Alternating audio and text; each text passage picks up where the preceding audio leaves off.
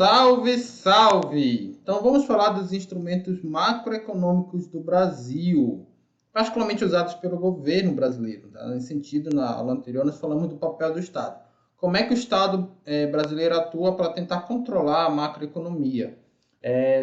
Existe o tripé macroeconômico, que ele, desde a década de 90, o Brasil tem adotado essas três grandes variáveis macroeconômicas, né? O controle do câmbio flutuante, meta da inflação e a meta fiscal. Vamos falar de cada um deles. A meta fiscal é o controle do orçamento público. Então, existe uma série de leis que disciplinam a arrecadação e o desempenho dos gastos públicos, ou seja, o quanto o governo vai cobrar de imposto. Claro que ele faz uma estimativa de quanto ele vai arrecadar com isso, nem sempre ele consegue, e o quanto é que ele vai gastar. Só que tem que ter uma paridade. Ele não pode, na teoria, gastar mais do que ele arrecada. Na prática, isso acontece principalmente quando se tem uma situação de emergência, como no caso de uma pandemia. Aí ele vai se financiar através de dívidas, né? Que o governo ele tem dívida pública, seja aí com dívida interna ou dívida externa, ou seja, com credores internos no próprio Brasil ou externos no estrangeiro. E claro, teoricamente é ruim o governo ter dívidas. Mas, enfim, então, para tentar ter um controle dos gastos públicos, que antigamente não tinha, na década de 80 principalmente, né? Você tinha... aliás, década de 80 para baixo, você não tinha tanto controle. Na década de 90, com o gerencialismo público, uma administração pública mais associada com uma gestão privada, né? Que não é a gestão privada aplicada à gestão pública, é uma adaptação da gestão privada, né? Não é ela, mas é uma adaptação dela alinhada à gestão pública. A gente tem aula aqui no canal. Então surgiram essas leis aqui, leis orçamentárias. Essas leis já estão desde lá da Constituição, a Lei de Responsabilidade Fiscal, que é na década de 90. Então você tem, aliás, é de 2000, né? A Lei Complementar 101 de 2000, salvo engano. Se não for, vocês me corrigem. Mas você tem um plano plurianual, que é uma lei que estabelece as metas de médio e longo prazo para 4 anos, elaborado sempre no primeiro ano de governo do Poder Executivo. Então, inclui os presidentes, governadores e prefeitos. A lei diz diretrizes orçamentárias e a lei orçamentária anual. Ambas diz respeito ao orçamento anual e um ano de exercício, a lei orçamentária anual sendo mais detalhada. E a lei de responsabilidade fiscal, que é uma lei que vai aí ordenar essas outras, né? Estabelece alguns princípios de responsabilidade que vão guiar essas outras, tá bom? Algo muito complexo, né? Demandaria talvez um curso inteiro, mas a gente vai falar por alto isso aqui. Qual é o objetivo principal da meta fiscal que é baseada nessas leis, né? Aliás, as leis, de modo geral, né? Visam basicamente a transparência e o controle do endividamento público, aquilo que eu falei, né? Controle do endividamento público e aqui a transparência com o cidadão. Porque nós elegemos os governos e a gente tem o direito de saber, quanto cidadãos, como é que ele está utilizando o nosso dinheiro, né? Então precisa ter uma gestão transparente. A gente sabe que está longe de ser a realidade no Brasil, você tem bastante ainda corrupção, mas você teve alguns avanços nesse sentido. Se a gente pensar lá desde o início do século XX, com a administração aí patriarcal, né, que existia naquela época, e aí você evoluiu o modelo burocrático, e depois o modelo gerencialista, e você tem a lei da transparência, você tem aí o portal da transparência hoje, né, no poder público. Então você tem quer queira ou que não está o ideal, mas está melhor do que no passado. No Brasil, a meta geralmente é superávit, ou seja, gastar menos do que arrecada. Por quê? O Brasil tem uma grande dívida pública e é importante que essa dívida seja minimizada, então que ele arrecade mais do que ele gasta. Observação: se o endividamento público aumentar, o governo terá que aumentar impostos sobre as empresas para conter essa dívida. Isso aí acaba sendo ruim para a economia como um todo, isso desincentiva aí o empreendedorismo, pode proporcionar um não crescimento, um crescimento baixo do nosso PIB, né? Reduzindo empregos, uma série de consequências socioeconômicas que existem diante dessa falta de controle aí da questão do orçamento. Por isso que é importante estabelecer uma meta fiscal para o orçamento público. O terceiro item do tripé macroeconômico é a meta da inflação. A inflação significa o valor do dinheiro no tempo. Então, inflação é quando o dinheiro perde valor, que é o caso mais comum. A deflação é quando o dinheiro ganha valor. Então, quando eu era criança, né, eu lembro do pão, esse pão aí, pão francês que a gente costuma comer, né, pão careca, que ele era 5 centavos. Outro dia eu fui comprar pão, comprei 4 unidades por R$2, ou seja, R$2 que no passado compravam, aí fazer uma matemática, 40 pães, hoje só compram 4.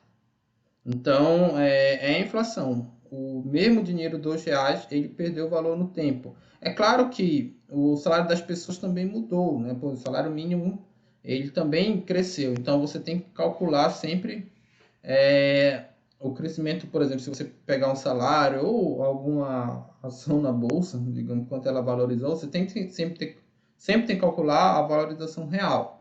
O próprio PIB do estado, do país, você tem que calcular considerando a inflação, tá? Considerando essa variação do dinheiro no tempo. Assim, tem várias discussões entre os economistas de por que a inflação acontece.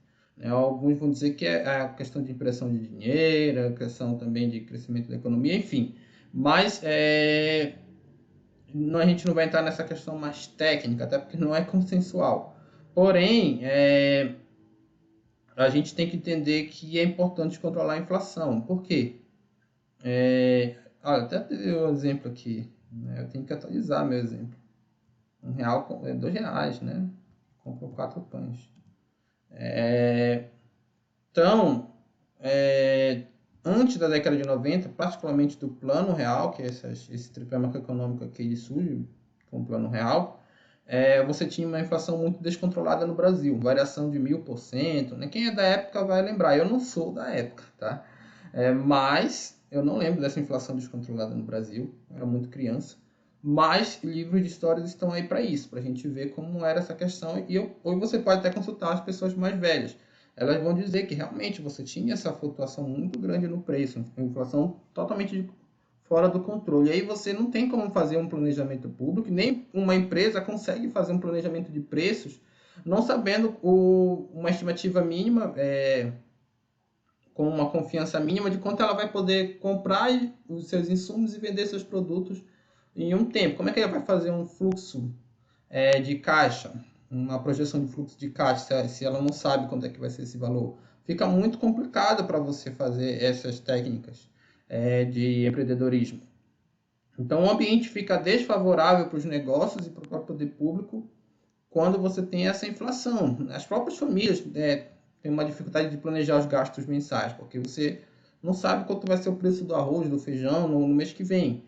Hoje, claro que existe, a inflação cresceu muito agora nesse ano, 2021, mas já foi pior no Brasil mesmo, na atual situação de pandemia, antes lá da década de 80 já foi pior, tá? O principal indicador da inflação é o IPCA, tem vários outros indicadores. O índice de preço ao consumidor amplo, que é o mais adotado, mas, por exemplo, existe um índice do mercado imobiliário, que acho que é o IPM, né? Então, os preços imobiliários. Então, existem outros também, mas o IPCA é o mais adotado. Outros indicadores econômicos, como PIB e renda, podem ser avaliados em valores nominais ou reais, aquilo que eu falei. Se você pega o PIB a valores correntes, por exemplo, de 2000, vou pegar 2000 já, um ano que já está mais controlado, e compara com 2020, em valores normais, você pode ver nominais, perdão, você pode ver um crescimento absurdo, mas por trás desse crescimento está acontecendo um crescimento associado à inflação, não é um crescimento real. Aí você tem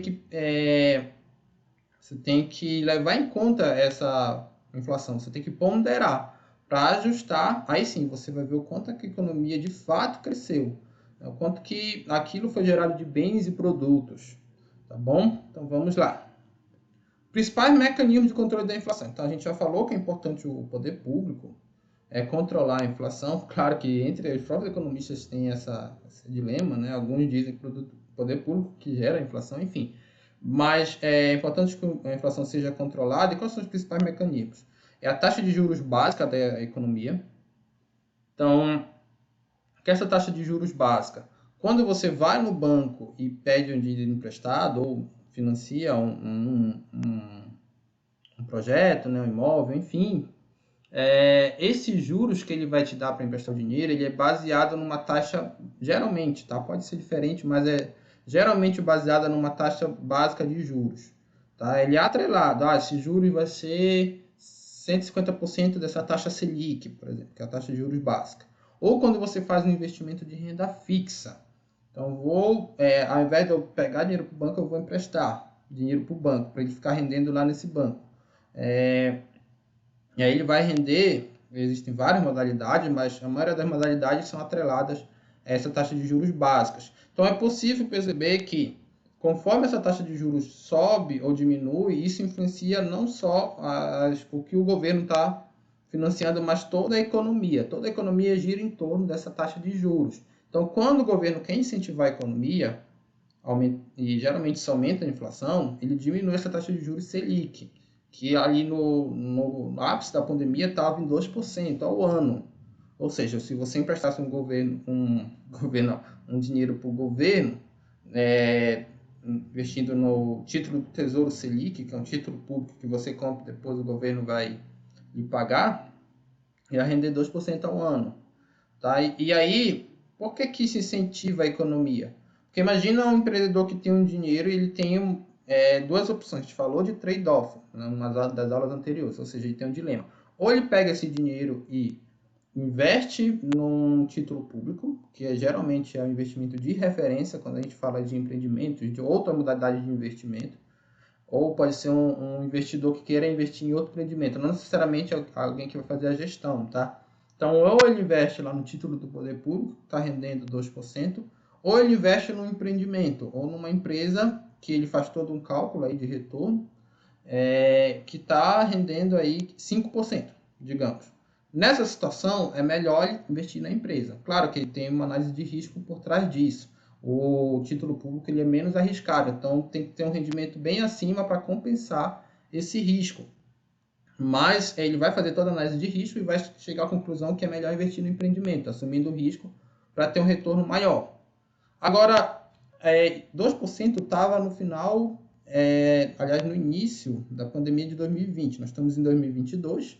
Para quem está assistindo aqui em outro momento esse vídeo, não sei. Mas já a taxa de juros já chegou aí, a Selic chegou a mais de 9,25%.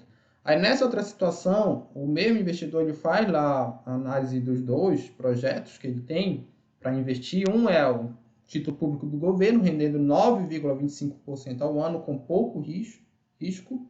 E outro é um empreendimento que ele possa financiar, e que vai dar um retorno de 5% com alto risco. É claro que esse 9% vai ser maior. Então, quando a taxa de juros é alta, os investidores, os empreendedores, eles tendem a preferir investir no título público do que nos empreendimentos da iniciativa privada. Por isso que a taxa de juros alta ela desincentiva a economia e a taxa de juros baixa incentiva a economia. Só que quando você incentiva a economia, isso pode gerar inflação.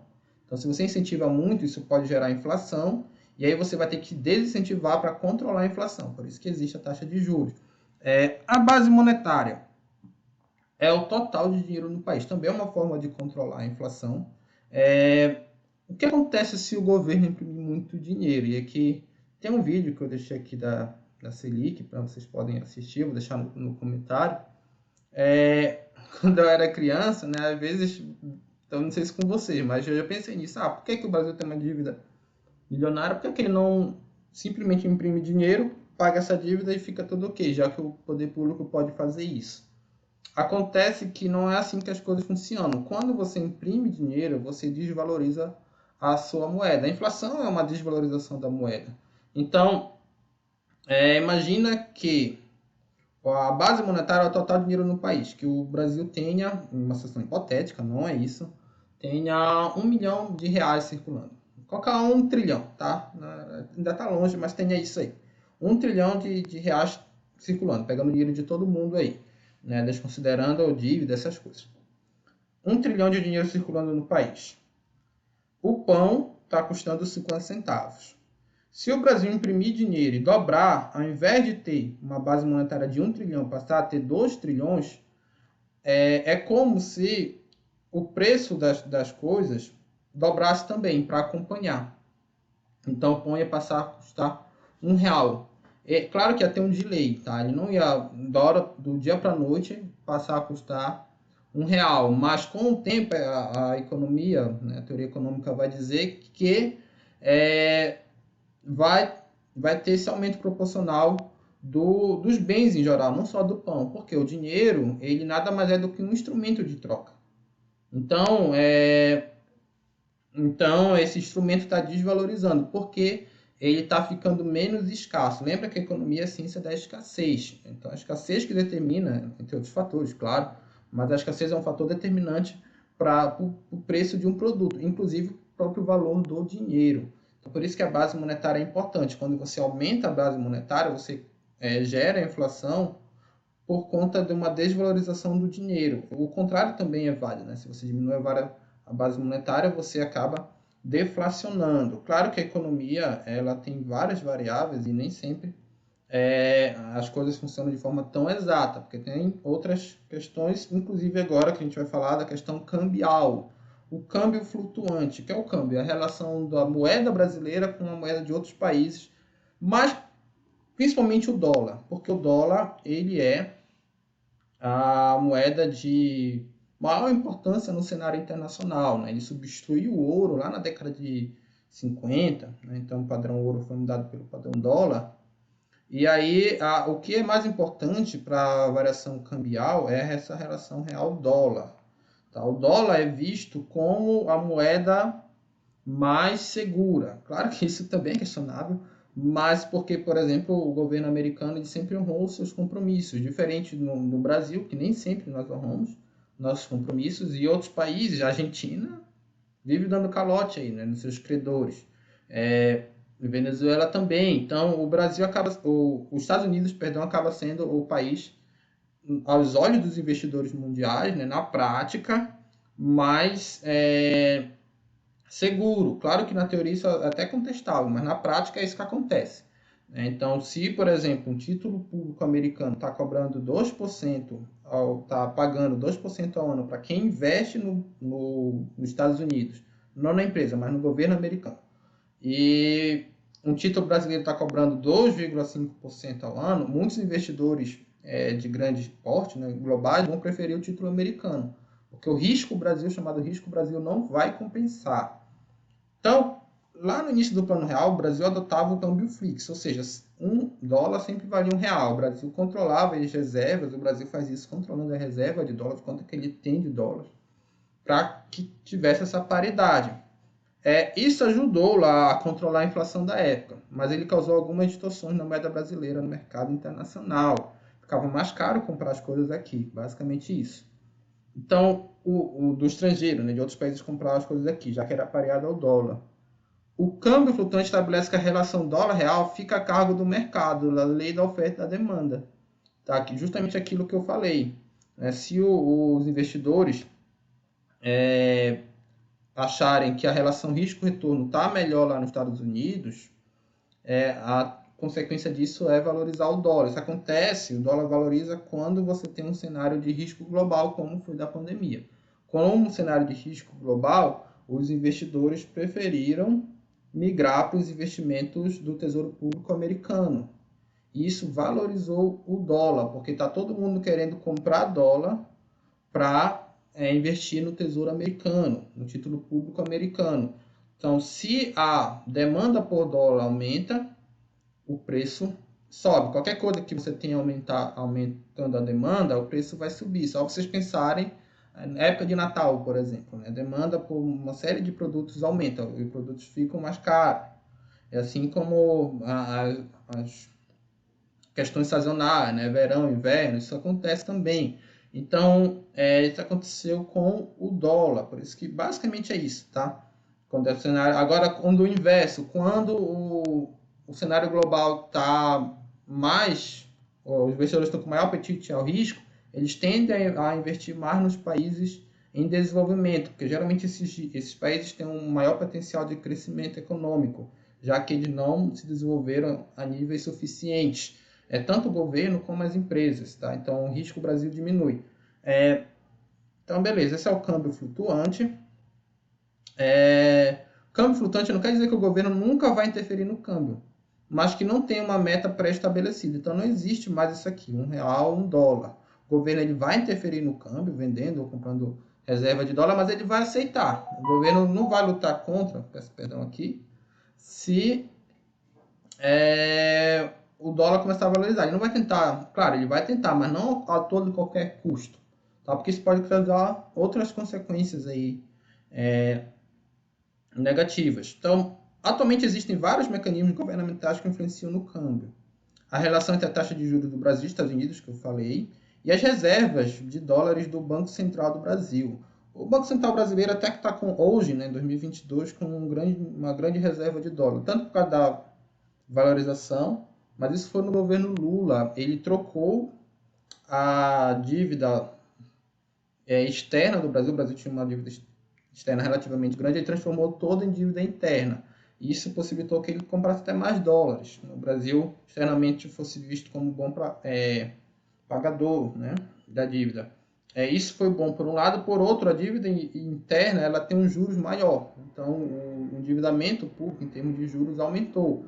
Porém, o que é que acontece? Quando o Fundo Monetário Internacional, que era atrelado a essa dívida externa do Brasil, emprestava dinheiro para o Brasil, ele colocava uma série, ele não emprestava assim por emprestar, ou uma série de requisitos. O Brasil seguia uma certa política, muitos dizem de matriz neoliberal, e o governo Lula não era, pelo menos na teoria, alguns vão dizer que sim, mas não era neoliberal, acredito que de fato não era. E aí ele queria se livrar dessas amarras do FMI e ele fez isso.